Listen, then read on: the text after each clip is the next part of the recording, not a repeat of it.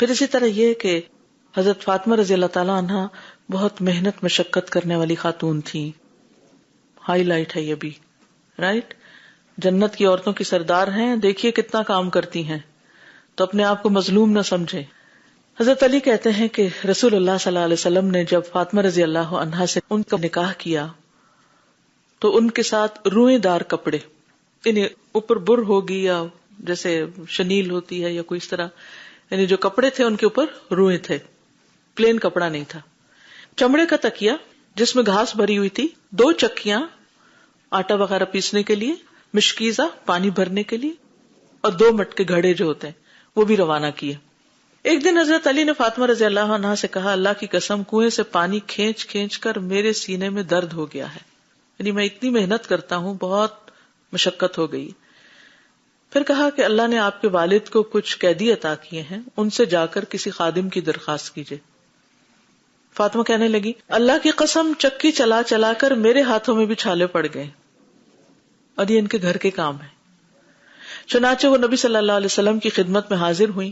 آپ نے فرمایا، چھوٹی بیٹی کیا بات ہے؟ چھوٹی بیٹی یا بنیتی، یہ تھی بھی چھوٹی سب سے. انہوں نے عرض کیا، میں آپ کو سلام کرنے کے لیے آئی تھی. انہیں آپ کے سامنے اپنی درخواست پیش کرتے ہوئے شرم آئی.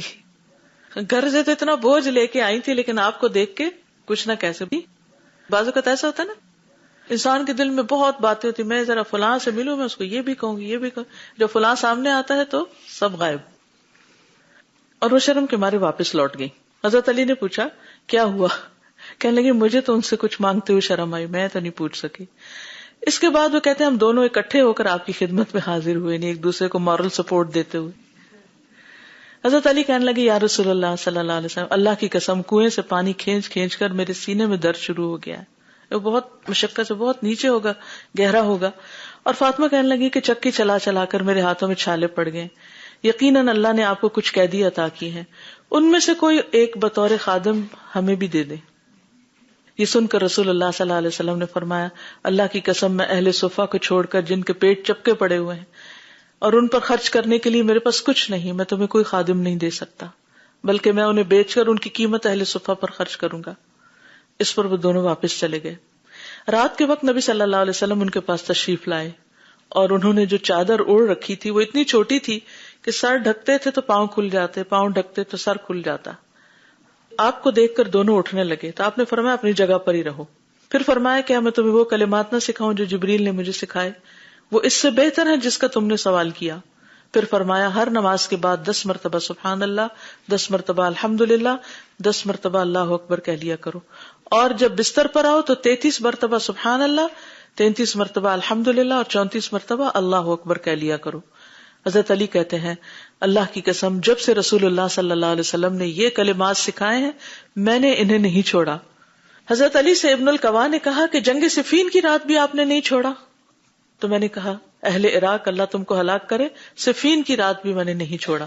یہ ہلاک کرے نا، وہ جو تقیہ کلام جیسا کلمہ ہوتا ہے نا، you don't mean it but انداز خطاب ہوتا ہے، یعنی میں نے اس رات بھی ان کو نہیں چھوڑا. یعنی اتنی پابندی کے ساتھ میں نے ان کلمات کو پڑھا. ہم سوچیں کہ ان تسبیحات کے پڑھنے کی پابندی ہم کتنا کرتے ہیں رات کو سوتے وقت. اگر ہم اس کی واقعی پابندی شروع کر دیں تو دن بھر کی تھکاوٹ دور ہو سکتی اور بہترین نیند آ سکتی. تو یہ بھی ایک ہائی لائٹ. اب دیکھیے کہ خاص طور پر یہاں آپ کو اپنے سارے کام خود کرنے، گھر کے بھی کرنے ہیں، باہر کے بھی کرنے ہیں، اور اس پر مزید ماشاءاللہ آپ نے پڑھنا لکھنا بھی شروع کر دیا تو مشقت اور بڑھ گئی، ذہنی بھی اور جسمانی بھی، اور پھر اس کی وجہ سے کوئی ادھر ادھر سے بات بھی سننی پڑ جاتی تو جذباتی مشقت بھی ساتھ شامل ہوگی. لیکن الحمدللہ آپ روحانی طور پر اسٹرانگ ہوتے چلے جا رہے ہیں، اور جو شخص روحانی طور پر اسٹرانگ ہوتا ہے وہ ان ساری چیزوں کا مقابلہ کر لیتا ہے، اور اس کے پاس یہ تسبیحات اور اللہ کا ذکر ایک ایسا علاج ہوتا ہے کہ جس کا مقابلہ اور کوئی چیز نہیں کرتی. لہذا کام کے بعد جب بھی تھک جائیں تسبیح شروع کر دیں، لوگوں کی باتوں پر جب تک جائیں تو تسبیح شروع کر دیں. وَلَقَدْ نَعْلَمُ أَنَّكَ يَضِيقُ صَدْرُكَ بِمَا يَقُولُونَ فَسَبِّحْ بِحَمْدِ رَبِّكَ وَكُن مِّنَ السَّاجِدِينَ. نماز سے آپ کی ساری تھکاوٹ اتر جائے گی. تجربہ کر کے دیکھ لیجئے. آپ تھکے ہوئے ہیں نا، دل چاہتے بستر پہ چلے جائیں. ٹھیک ہے رات کو تو آپ کو جانا ہی ہوتا ہے، لیکن اگر دن میں بھی کسی وقت آپ لوگوں کی باتوں سے ادھر ادھر سے تھک گئے ہیں اور خاص طور پر آپ دیکھیں کہ دن کا ایک لمبا حصہ کام کرنے کے بعد ظہر کی جب لمبی نماز پڑھتے ہیں تو انسان ریلیکس ہو جاتا ہے. میں کبھی پہلے سوچا کرتی تھی کہ دن میں تو اتنے کام ہوتے ہیں اور پھر نماز کیوں اتنی لمبی ہے, لیکن آپ یقین مانیے کہ اس میں بڑی حکمت ہے. جتنی لمبی نماز ہوتی ہے نا اتنا ہی آپ بہتر طور پر ریلیکس ہوتے ہیں. پہلے آپ وضو کرتے ہیں, پھر آپ سنت پڑھتے ہیں, پھر آپ اوپر نیچے, یعنی اگر آپ نماز کے علاوہ اتنے اسٹریچز کریں تو اسٹریچز کے بعد کیا ہوگا, آپ کچھ ریلیکس ہو جائیں گے. لیکن یہاں تو آپ نماز بھی پڑھ رہے ہیں اور پراپر نماز ہو, یہ نہیں کہ ادھر جھٹکوں والی نماز اوپر سے نیچے ہو کے, اس سے کوئی ریلیکس نہیں ہوتا.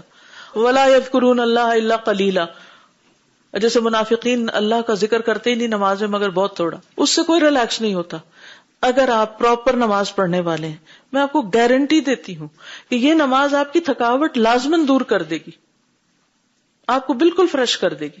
آدھی تھکاوٹ وضو سے دور ہوگی, اور وضو بھی ٹھیک ہو, مل مل کے دھویا ہوا ہو, ایسے نہیں پانی کے نیچے آگے پیچھے کر کے بازو چل بھائی اور 2-3 چھینٹے لگا کے منہ کے اوپر نہیں. تو یعنی کہ اگر آپ واقعی منہ مل کے دھوئے نا, کیونکہ وہ کچھ خشک نہیں رہنا چاہیے دائیں بائیں آگے پیچھے سے, تو اچھی طرح مل کے چہرہ دھوئیں, اچھی طرح مل کے بازو, تھوڑا پانی لگائیں لیکن تدلیق کا مطلب ہوتا ہے مل مل کے دھونا تاکہ پانی سارا پہنچ جائے. اور یہ جو مل مل کے دھونا ہے نا, آپ ذرا مل کے دیکھیے اس وقت بازو 2-3 ایسے ملیے کیا ہو رہا ہے, مساج ہو رہا ہے نا.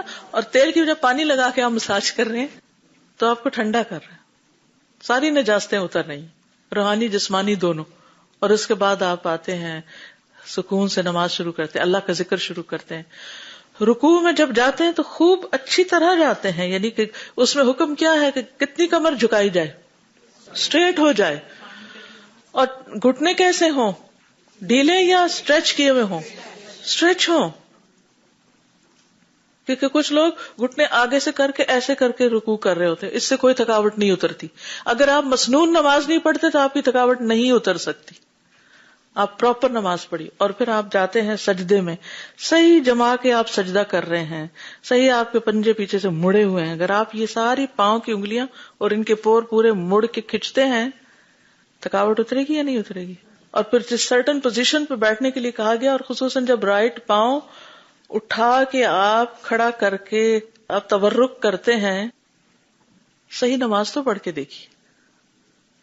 الا یہ کہ آپ کو کوئی تکلیف ہے, کوئی لیگز میں, گھٹنوں میں یا کچھ اور, وہ تو اور بات ہے, آپ کی مجبوری ہے. لیکن ادروائز اگر آپ مسنون نماز پڑھتے ہیں تو یہی نماز واقعی آپ کے لیے راحت کا باعث بنتی, اور آپ اس کو انجوائے کرتے. اور اگر نہیں انجوائے کرتے آپ نماز, اس کو بوجھ سمجھتے تو اللہ سے دعا شروع کر دیجیے, اللہ مجھے نماز کی محبت دیتے, اللہ نماز کو میری آنکھوں کی ٹھنڈک بنا دے, ہم میری تھکاوٹ کو دور کرنے کا ذریعہ بھی بنا دے, جسمانی بھی اور روحانی بھی اور ذہنی بھی. بہت بڑی نعمت ہے اللہ کی نماز, جس کی ہم قدر نہیں کرتے. پھر اسی طرح مشقت کی عادت تو آپ نے ڈالی ہی, ان کو ناز و نعم سے بھی بچایا. ابن عمر کہتے ہیں کہ نبی صلی اللہ علیہ وسلم فاطمہ رضی اللہ عنہا کے گھر تشریف لے گئے, لیکن اندر نہیں گئے. حضرت علی گھر آئے تو فاطمہ رضی اللہ عنہا نے اس بات کا ذکر کیا کہ آپ آئے ہیں لیکن اندر نہیں آئے. تو انہوں نے نبی صلی اللہ علیہ وسلم سے پوچھا, حضرت علی نے, آپ نے فرمایا میں نے اس کے دروازے پر دھاری دار پردہ دیکھا تھا. پھر فرمایا مجھے دنیا کی آرائش و زیبائش سے کیا سروکار. تو حضرت علی نے آ کر ان سے آپ کی گفتگو کا ذکر کیا, یعنی حضرت فاطمہ سے. تو انہوں نے کہا آپ صلی اللہ علیہ وسلم مجھے جس طرح کا چاہیں اس سلسلے میں حکم فرمائیں. آپ نے فرمایا اس پردے کو فلاں فلاں کے گھر بھجوا دیں, انہیں اس کی ضرورت ہے, تم اس کو استعمال نہیں کرو. کیا سکھا رہے ہیں آپ اپنی اولاد کو؟ ہم کیا سکھا کے بھیجتے ہیں؟ ہم اپنے بچوں کو شیئرنگ کرنا, دوسروں کو دینا, دوسروں کو اچھی چیز دینا, یہ سکھاتے.